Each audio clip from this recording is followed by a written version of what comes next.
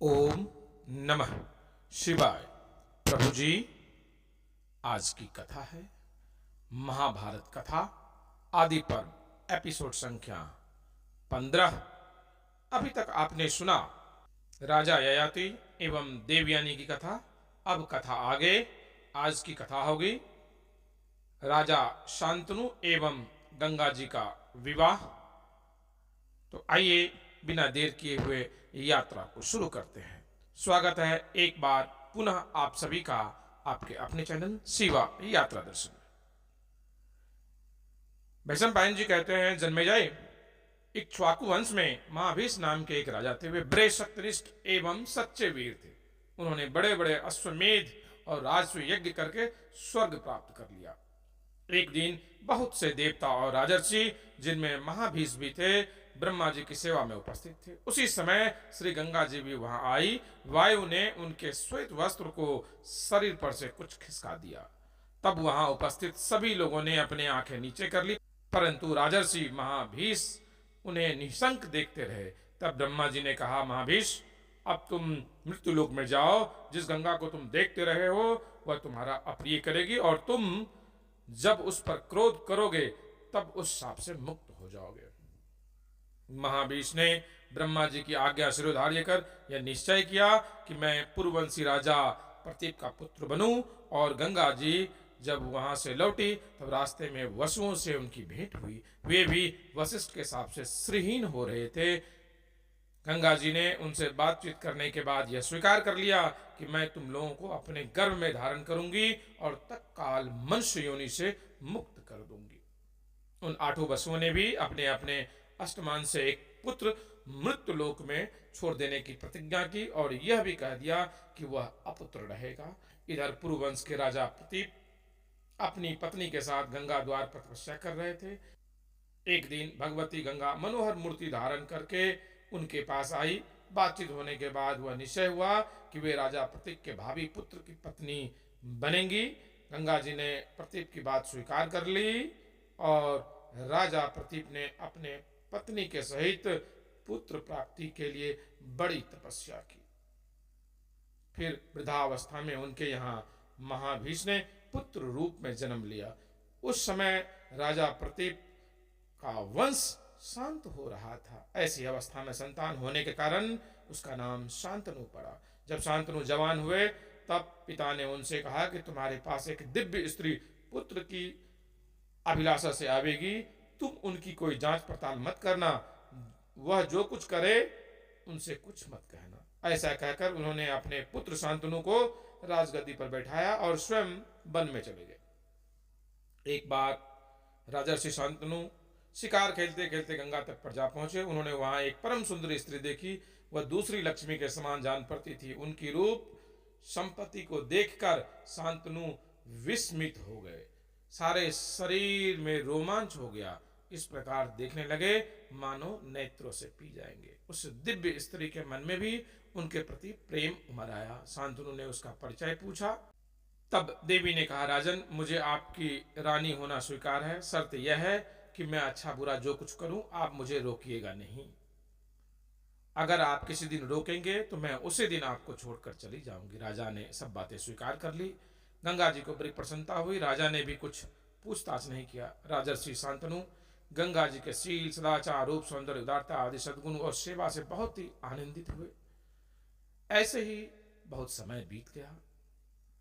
अब गंगा जी के गर्भ से 7 पुत्र उत्पन्न हो चुके थे, परंतु ज्यों ही पुत्र पैदा हो त्यों ही गंगा जी, मैं तेरी प्रसन्नता का कार्य करती हूं, ऐसा कहकर उसे गंगा जी में डाल देती थी। राजा शांतनु को यह बात बहुत अप्रिय मालूम हुआ, परंतु वे इस भय से कुछ बोलते नहीं थे कि कहीं यह मुझे छोड़कर चल ही न जाए।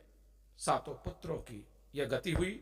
8वां पुत्र होने पर भी वे हंस रही थी। राजा शांतनु को इसका बड़ा दुख हुआ और उनके मन में इच्छा हुई कि वह पुत्र मुझे मिल जाए। उन्होंने कहा, अरे तुम कौन हो, किसकी पुत्री हो, इन बच्चों को क्यों मार डालती हो?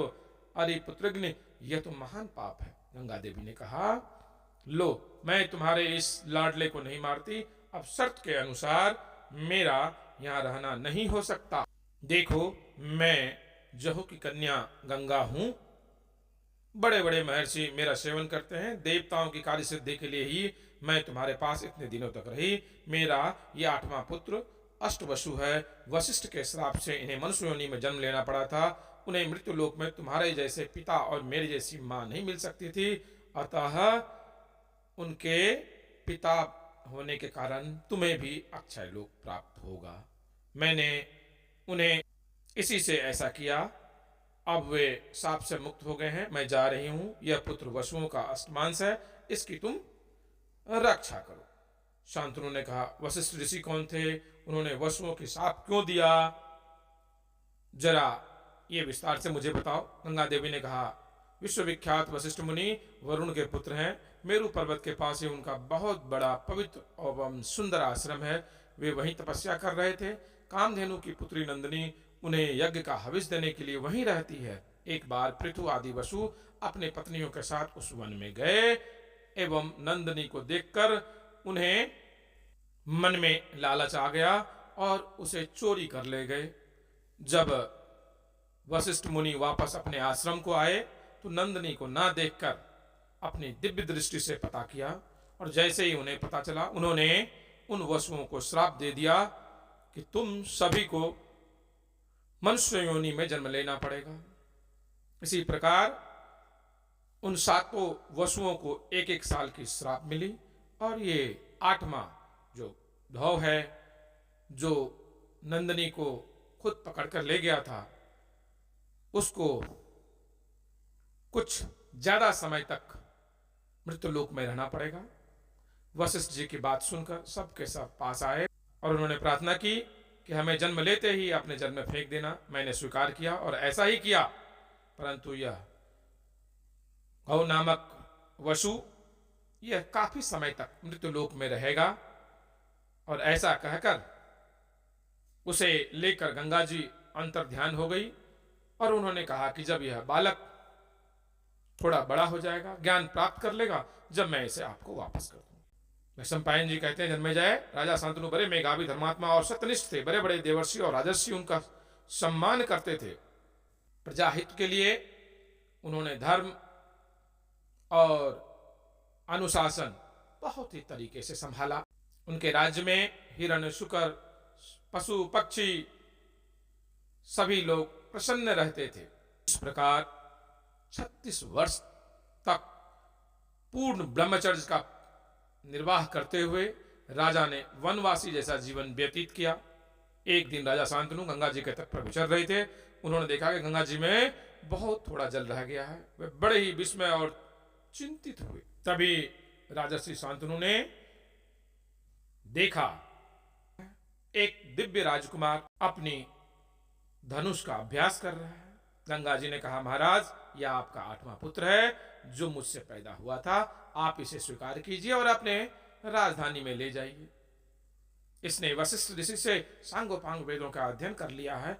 अस्त्रों का अभ्यास पूरा हो चुका है। यह श्रेष्ठ धनुर्धर युद्ध में देवराज इंद्र के समान है। देवता और असुर सभी इसका सम्मान करते हैं। दैत्य गुरु शुक्राचार्य और देव गुरु बृहस्पति जो कुछ जानते हैं वह सब इसे मालूम है।